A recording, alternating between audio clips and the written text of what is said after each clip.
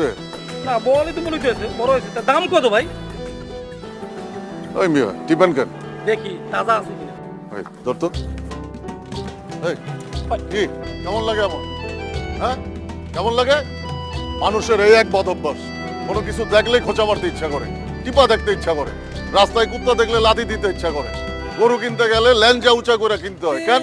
দূর থেকে কেনা যায় না, দূর থেকে দেখা যায় না। আর ভাই চেতেন কেন? আমি কি আপনাদের খোঁচা মারছি? আবার আমার খোঁচা দেন।